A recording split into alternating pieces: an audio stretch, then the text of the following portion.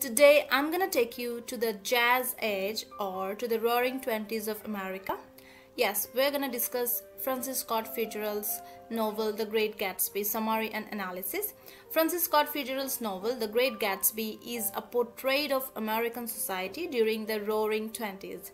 It features Jay Gatsby, who journeys from rags to riches only to find that his wealth does not afford him the privileges of those born into the upper class. This self-made man orders his life around one desire, that is, to be reunited with Daisy Buchanan, the love he lost 5 years earlier.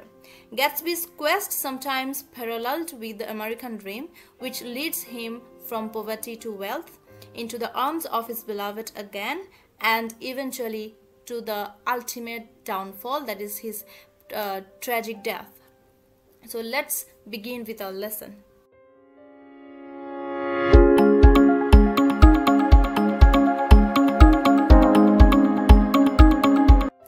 Hello everyone, welcome back to Learn with Nowrin.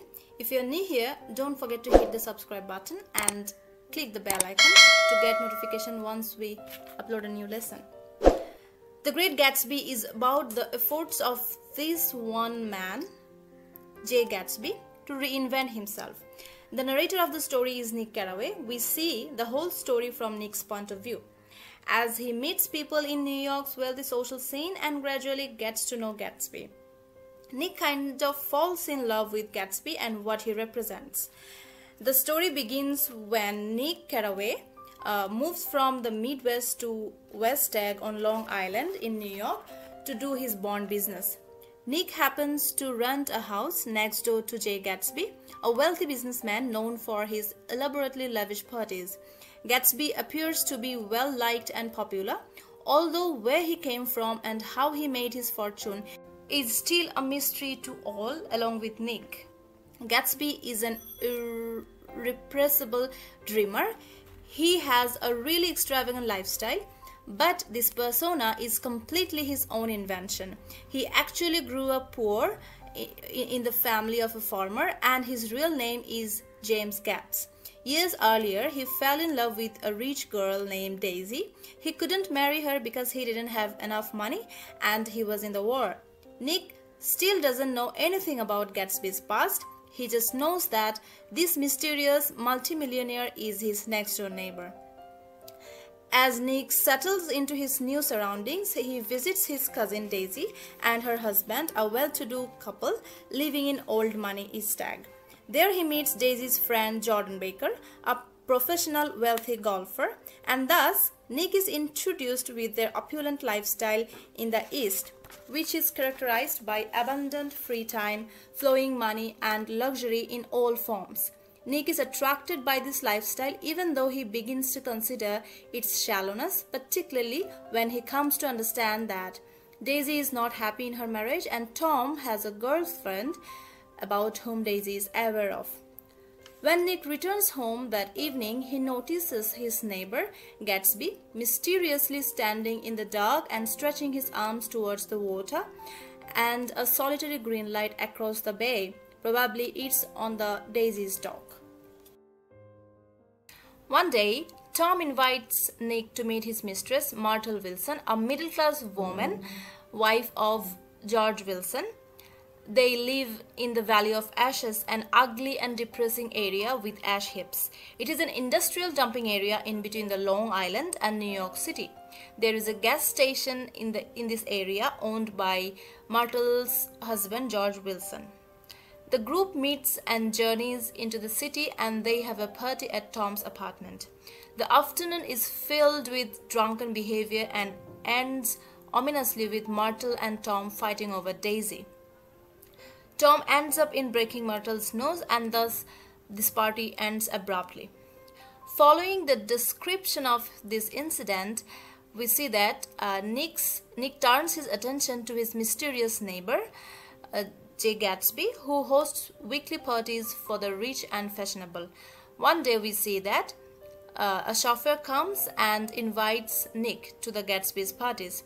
Upon Gatsby's invitation, Nick attends one of the extravagant parties by Gatsby. There he bumps into Jordan Baker as well as Gatsby himself.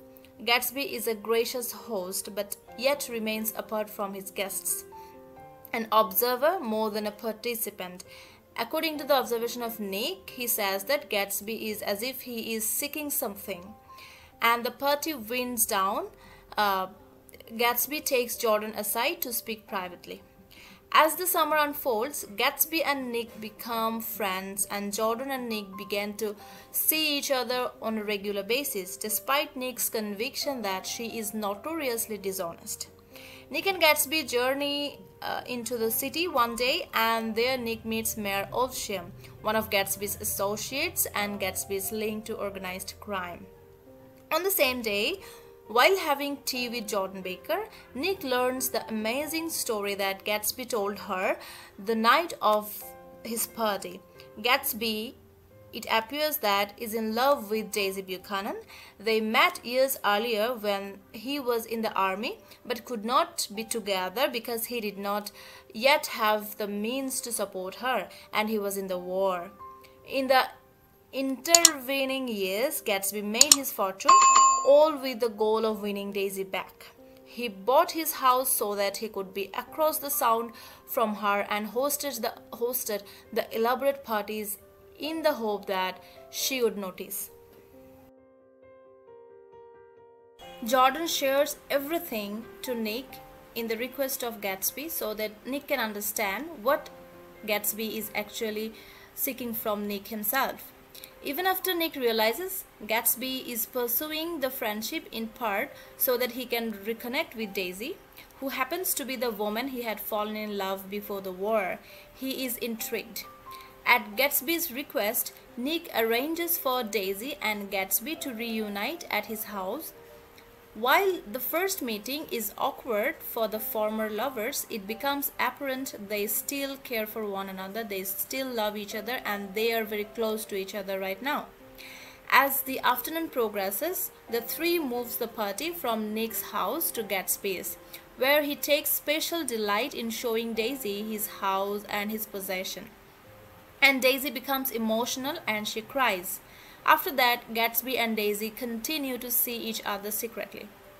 At this point, Nick again lapses into memory, relating the story of Jay Gatsby, born as James Gatz, to shiftless and unsuccessful farm people. Gatsby changes his name at 17 years age, about the same time he met Dan Cody.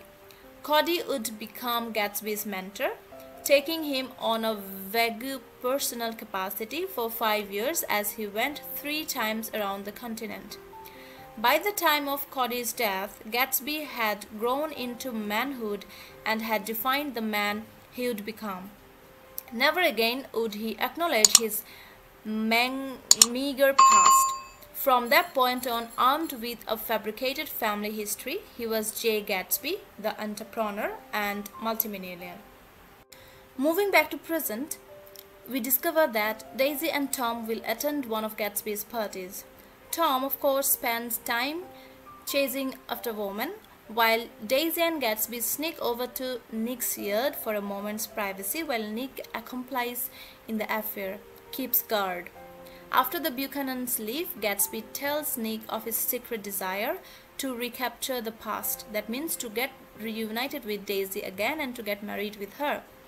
Gatsby, the idealistic dreamer, firmly believes the past can be recaptured in its entirety. Gatsby then goes on to tell what it is about his past with Daisy that has made such an impact on him. As the summer unfolds, Gatsby and Daisy's affair begins to grow and they see each other regularly.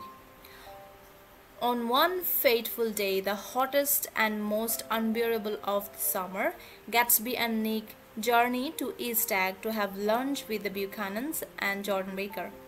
Oppressed by the heat, Daisy suggests that they take solace on a trip to the city. No longer hiding her love for Gatsby, Daisy pays him special attention and Tom deftly picks up what's going on. As the party prepares to leave for the city, Tom fetches a bottle of whiskey. Tom, Nick and Jordan drive in the Gatsby's car, while Gatsby and Daisy drive Tom's cup. Low on gas, Tom stops Gatsby's car at Wilson's gas station, where he sees that Wilson is not well. Like Tom, who has just learned of Daisy's affair, Wilson has just learned of Myrtle's secret life, although he does not know who the man is, and it has made him physically sick. Wilson announces that he plans to make Myrtle out west, much to Tom's dismay. Tom has lost a wife and a mistress all in a matter of an hour. Absorbed in his own fears, Tom hastily drives into the city. The group ends up at the Plaza Hotel, where they continue drinking, moving the day closer and closer to its tragic end. Tom, always a hot-headed man, begins to harass Gatsby, questioning him as to his intentions with Daisy and about his past and everything, so that Gatsby gets furious. Decidedly and with a plan, Tom keeps harping on Gatsby until the truth comes out. Gatsby wants Daisy to admit that she has never loved Tom. However, Daisy is confused. She cannot do anything and she doesn't say anything. And she says that she sometimes loved Tom. When Daisy is unable to do this, Gatsby declares that Daisy is going to leave Tom. And however, Tom understands that Daisy is far better than Gatsby does and knows that she won't leave him, his wealth and power, because she needs that. And we see that Tom orders Daisy and Gatsby to head home in Gatsby's own car. Tom, Nick and Jordan follow them. As Tom's car is passing Wilson's garage, they can all see that there is some sort of accident has occurred. Pulling over to investigate, they learn that Myrtle Wilson, Tom's mistress, has been hit and killed by a passing car that never bothered to stop, and it appears to have been Gatsby's car. Tom, Jordan and Nick continue home to East Egg. Nick, now disgusted by the morality and behavior of the people with whom he has been on friendly terms, meets Gatsby outside of the Buchanan's house, where he is keeping watch for Daisy. With a few well-chosen questions, Nick learns that Daisy, not Gatsby, was driving the car, although Gatsby confesses that he will take all the blame for Daisy. Nick, greatly agitated by all that he has experienced during the day, continues home, but all overarching feeling of dread haunts him. The next morning, Nick goes to Gatsby's house. Gatsby tells Nick more about how he became the man he is now and how Daisy figured into his life. Later that morning, while at work, Nick is unable to concentrate. He is kind of disturbed. Then we see that he receives a phone call from Jordan Baker. There he breaks up with her. He plans to take an early train home and check on Gatsby. The action then switches back to Wilson, who, frustrated over his wife's death, sneaks out and goes looking for the driver who killed Myrtle. Nick retreats Wilson's journey while placed him by early afternoon at Gatsby's house. Wilson murders Gatsby and then turns the gun on himself. After Gatsby's death, Nick is left to help make all the arrangements for his burial. What is most perplexing is that no one seems concerned with Gatsby's death. Daisy and Tom mysteriously leave on a trip, and all the people who so eagerly attended his parties, drinking his liquor and eating his food, refuse to become involved. Even Mayor Oldsham, Gatsby's business partner, refuses to mourn his friend's death. Nick then realizes that he is the only one who becomes a contact point for the details of wrapping up Jay Gatsby's life. When Gatsby's father turns up, Nick learns the true story of James Gatz, the young man from the Midwest, and his rise to become the Great Gatsby, like Jay Gatsby, all in pursuit of wealth and his vision of the American dream. At the conclusion, Nick becomes disillusioned with all that the East represents, a disappointment deep enough to lead him back to the Midwest. Nick, completely disillusioned with what he has experienced in the East, prepares to head back to the Midwest. Before leaving, he sees Tom Buchanan one last time. When Tom notices him and questions him as to why he didn't want to shake hands, Nick curtly offers, "You know what I think of you?" Their discussion reveals that Tom was the impetus behind Gatsby is dead. That means Tom actually plotted in the cold way the murder of Gatsby. When Wilson came to his house, he told Wilson that Gatsby owned the car that killed Myrtle. In Tom's mind, he had helped justice along. Nick, disgusted by the carelessness and cruel nature of Tom, Daisy, and those like them, leaves Tom proud of his own integrity. On the last night before leaving, Nick goes to Gatsby's mansion, then to the shore where Gatsby once stood, arms outstretched toward the green light. The novel ends prophetically with Nick noting how we are all a little like Gatsby, boats moving up a river, going forward but continually filling the pool of the past.